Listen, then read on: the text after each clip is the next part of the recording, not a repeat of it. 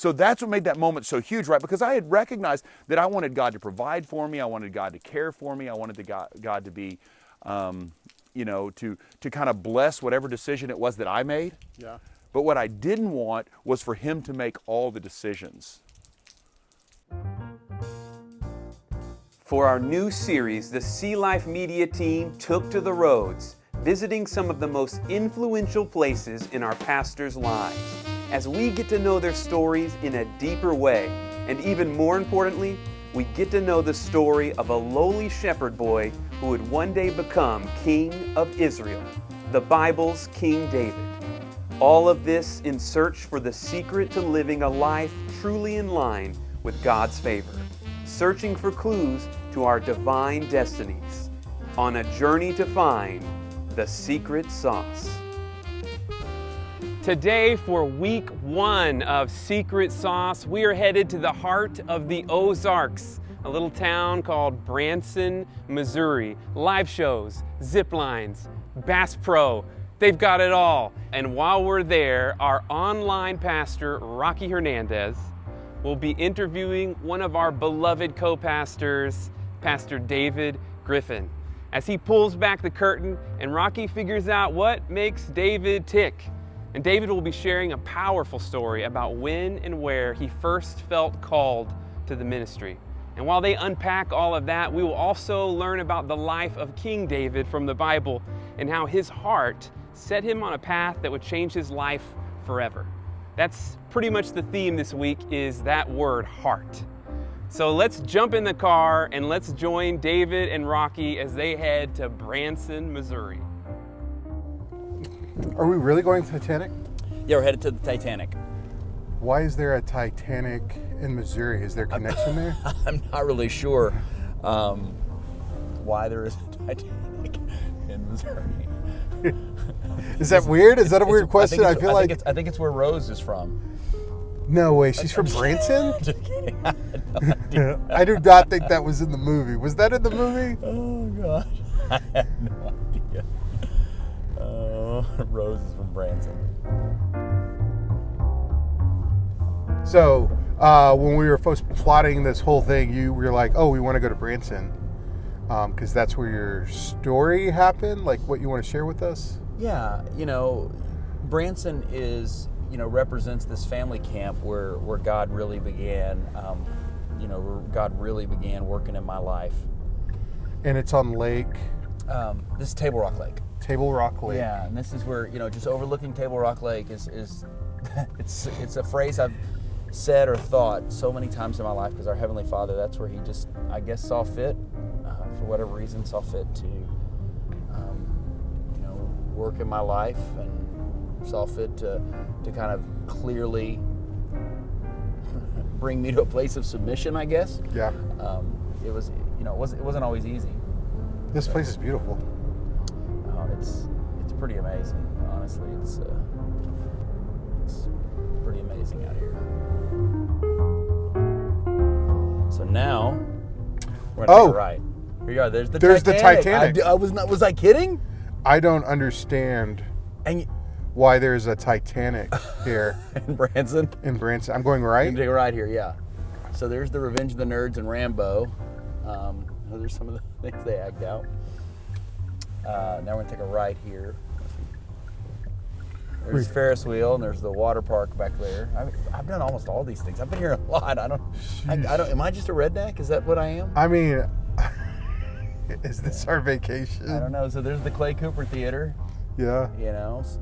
So it's a pretty good little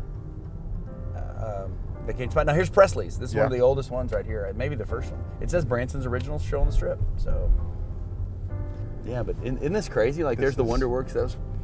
I've gone in there with my kids, but none of this was here when I was, very little of this, I guess, was here when I was a kid. So yeah, this place here I haven't even been in yet, even though I was here like a year ago. It wasn't even open. It's called the Branson Boardwalk. I'm not even really sure. There's a gigantic octopus on it. It does. Which is weird, because again, it's a giant aquarium. Not near the ocean. That's really bothering you, isn't it? It does. I don't understand why there's a gigantic octopus in the Titanic and a here. huge aquarium. It's because we're a It has lake. to do with money. Yeah. So we just drove through the strip here in Branson, and you brought me to this lake. Did something amazing happen here? Why are we at this lake? Well, Table Rock Lake is where Stonecraft of the Ozarks is, Yeah. and this was a place we came for, I guess, our family vacation. I mean, from late junior high to early high school. We came here for an event that my mom had, or kind of brought us to, which was a family camp. Yeah. And so it was a great opportunity, good time for us to bond together as a family. Spiritual things were always really important in our family. Right. Always at church.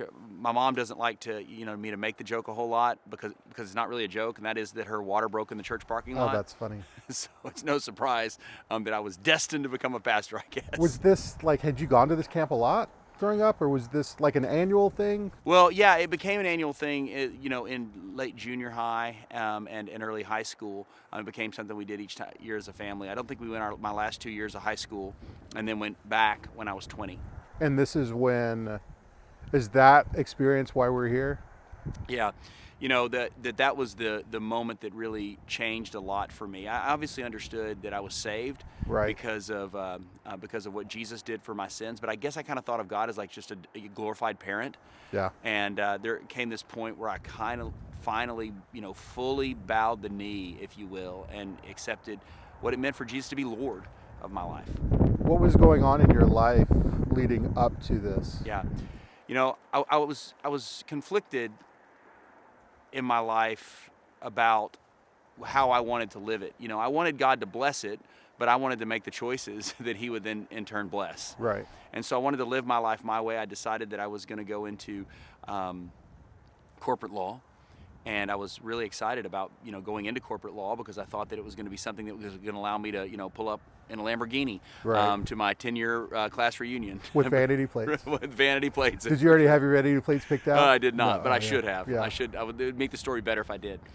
But I wanted to be successful. I wanted to make up for some of the insecurities that I experienced when I was young, whether it be some of the abuse that I had dealt with, some physical and sexual abuse that I experienced for several months when I was 8 or 9 years old by some teenagers, and really that made me feel like I was damaged goods a little bit.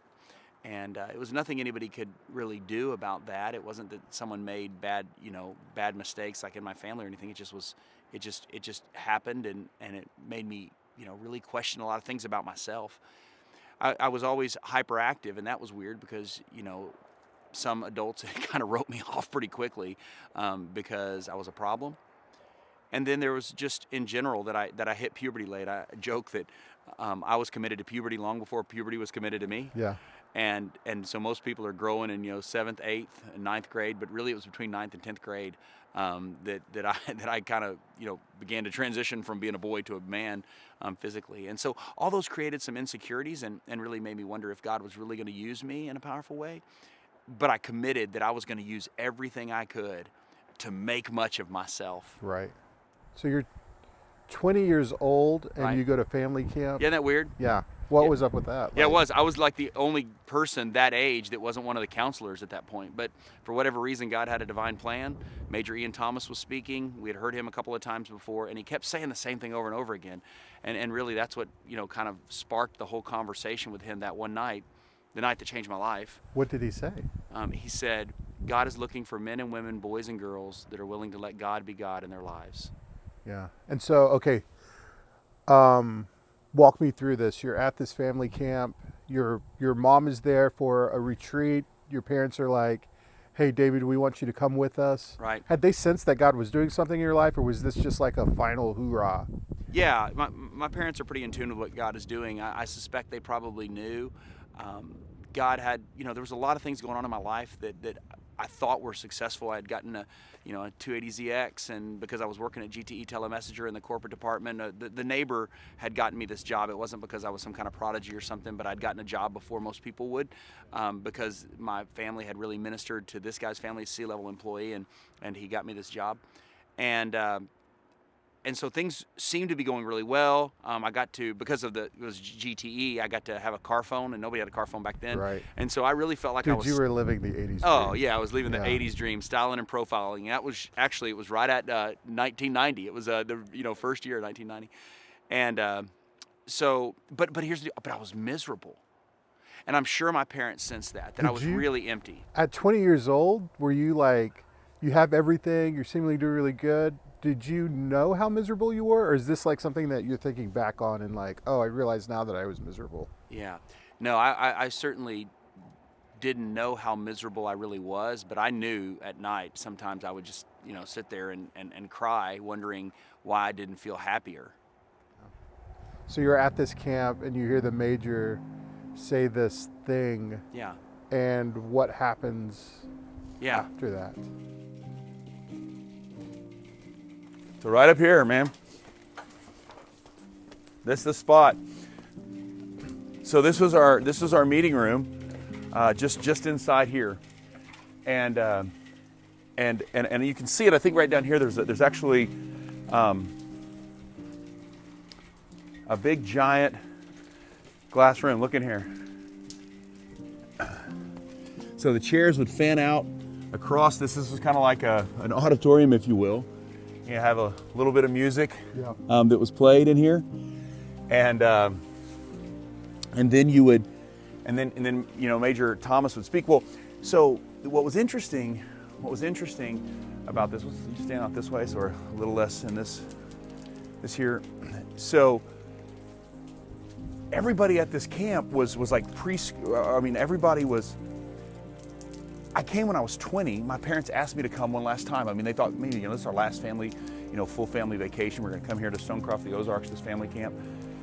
And so there was nobody my age. There were, children, junior hires, high schoolers. And the only young adults at the camp were the people that were college students that were brought in to work. Yeah. So they were doing all their work. Well, during that time, I got the chance to sit right inside that room and talk to Major Ian Thomas, and because it kept resonating. God is looking for men and women, boys and girls, who are willing to let God be God in their life. And he kept saying that over and over again. And so I talked to him and I said, Major Thomas, I don't know that I want to answer that question. Am I willing to do that? Because I wanted to just at least have the option Right. to kind of go in and out of God's plan for my life. And I remember him saying, we sat down, just the two of us, and he said, what are you thinking about? I said, I don't know. And he said, well, God has a purpose, intent, and plan for your life. And I'm like, purpose, intent, and plan for my life? And I'm like, okay, that sounds cool. And he said, but here's the problem. He said, the problem is that most people think that you say to God, God, tell me your will, and then I'll decide whether or not I do it. Wow. So he tells me this illustration. He talks about this move in rock climbing called the pendulum. And basically on a sheer face, if you're climbing it, he had been in the military, like I mentioned earlier, he was in World War II. And he said, if you're climbing this sheer face, then you take two ropes, and at some point, if you get to a spot that's too slick, you may want to jump over, you may want to put your feet up against the wall and then pounce over to the side and then go up. But the problem is that then you make the go down rope, you make it irrelevant, so you have to go up at that point. You're stuck. You're stuck. You've made a choice. You've made a final choice. And he said, and that's really how it is with God. If you want God to be God, then you've got to say, I will do whatever it is you want me to do. And then he'll tell you what it is. I mean, how many people are willing to do that? I mean, I'm just telling you. So that's what made that moment so huge, right? Because I had recognized that I wanted God to provide for me. I wanted God to care for me. I wanted God to be, to kind of bless whatever decision it was that I made. Yeah. But what I didn't want was for him to make all the decisions. So earlier you said you didn't know what it meant that God was Lord. You thought that meant that he was just a parent. Yeah. And so you hear the major talk to you about you have to make a decision and you don't get to control the outcome.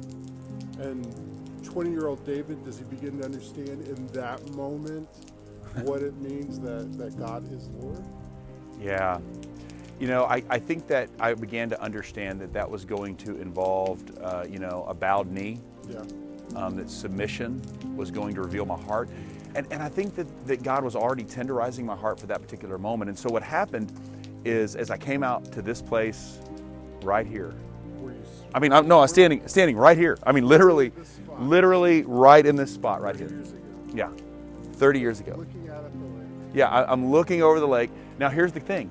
Because I was waiting for all those 20-year-olds to get done doing their teaching, we had small group. This is 1 o'clock in the morning. And so because there's no rooms here and all the rooms are down that way, I just sat here and I just sang the song. And I remember 2 songs that I sang. I was thinking about this yesterday. One of them was, I love you, Lord, and I lift my voice to worship you, oh my soul, rejoice. Take joy, my King, in what you hear. May it be a sweet, sweet sound in your ear. And I think about it being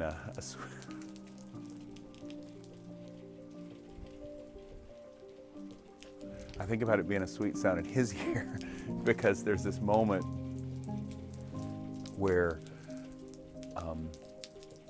I recognized that I was going to have to abandon my little plan for my next 60 years and embrace his purpose, intent, and plan by letting God be God.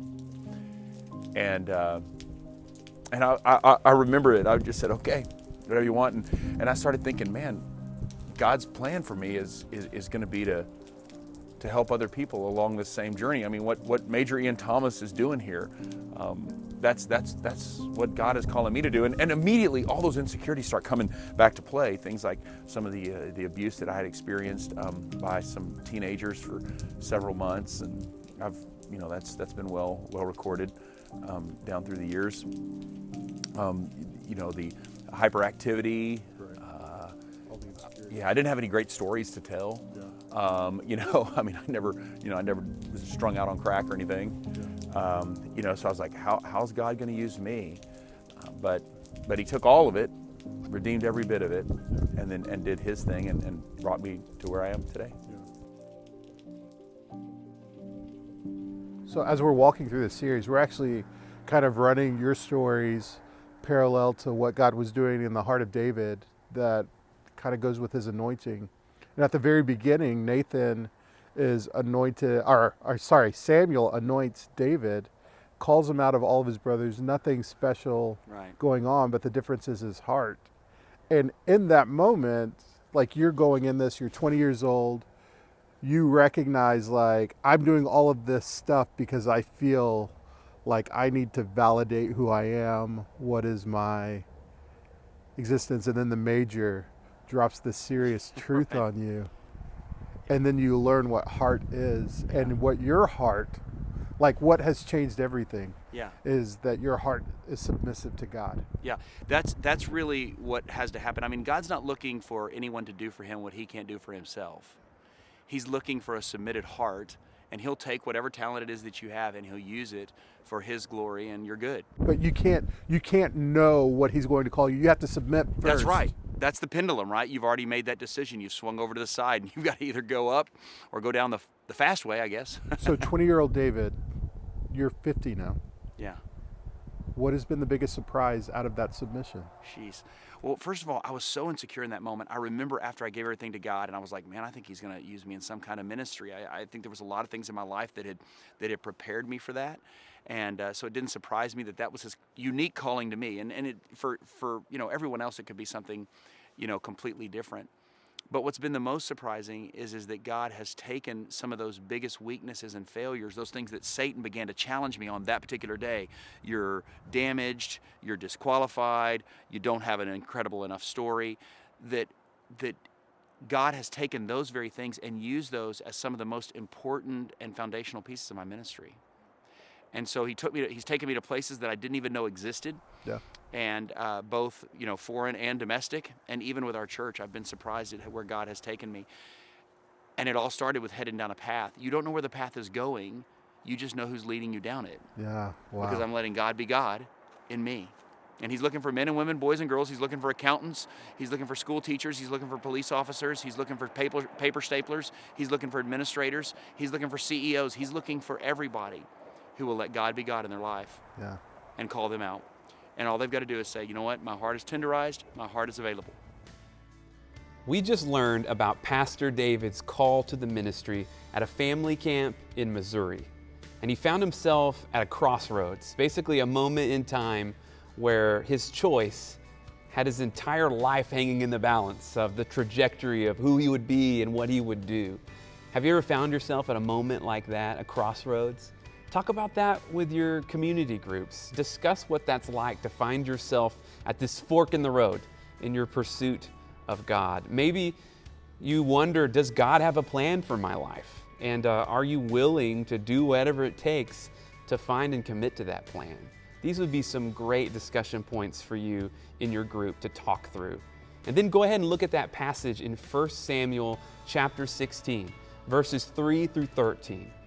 And talk about how God sees us, because he doesn't see the outward appearance so much. He doesn't look at the outward successes. It says God looks at our heart. So what does that mean to you? Let this begin a conversation with your group. And we hope that this passage and this conversation, this journey with Rocky and David really spurs on some good discussion with you guys today. And as always, you can find a discussion guide link below where you can find all of these questions and more. And we cannot wait to see you next week as we continue to look for the clues to finding the secret sauce to how to go from ordinary people to the extraordinary life that God has called us to. Thanks, and we'll see you next week.